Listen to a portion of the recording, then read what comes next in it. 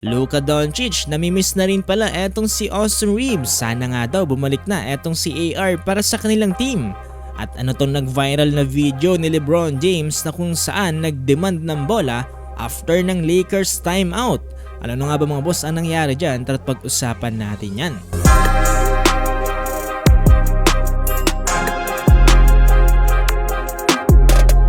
So ngayong araw nga mga boss ay nagkaroon nga ng napakagandang laban eto ngang Los Angeles Lakers kontra nga dito sa Chicago Bulls.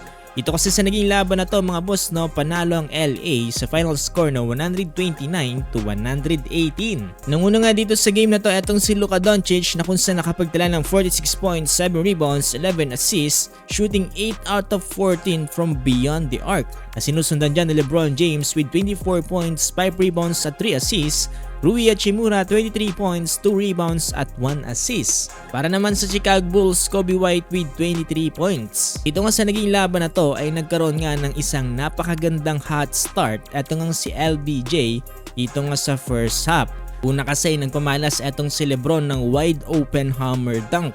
Hindi pa natapos dyan ang dunk contest si LeBron James at muli ngang nasundan yan dito nga sa second quarter under 7-minute mark. Ano nga nagsimula mag-heat check etong si LeBron James at tumira na nga rin siya dito nga from beyond the arc. Plus naging all around na nga dito si LeBron, mapa inside at outside offense ay talagang ginawa niya na. Kaya naman may viral video ngayon na during timeout etong si LeBron ay makikita natin dito na nagdedemand ng bola at tinuturong ang kanyang sarili. Sinasabi nga dito ni LeBron na give me the ball.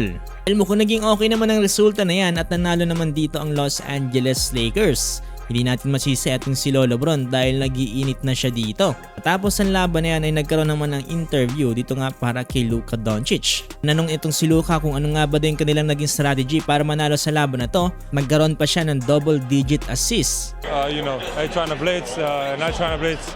They switch up coverage, so I just trying to be aggressive, attack the paint, and then create from there. Nuri din dito nga ni Luka Doncic at nga si Rui Hachimura dito nga sa laban na to. Kung saan nagpamalas mga boss no ng napakagandang 3-point shooting. Yeah, he's been great. Obviously coming back for injury is not easy, but he's been playing amazing. So we need every time we need him out here, and the way he's playing is pretty awesome. Tinanong din etong si Luka Doncic kung namimiss niya na nga ba daw etong ang kanyang kakulitan ni si Austin Reeves. Sabi ni Luka ay namimiss niya na nga daw etong si Austin Reeves dahil kailangan na nga daw niya ng katulong dito para sa purple and gold. Nang sa gayon ay makapagpahinga daw siya kahit papano. Yeah, I can't wait till he's back on court so I can relax a little bit. So he helps us out win this game. Thanks, Lucas. Thank you. Ngayon, kung titignan natin etong NBA standing dito nga sa Western Conference ay nasa ikalimang pwesto pa rin etong Lakers with 28 wins and 17 loss.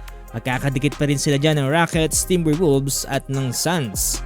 Kung gusto pa na may basketball updates ganito, ay huwag yung kakalimutang i-follow itong ating page.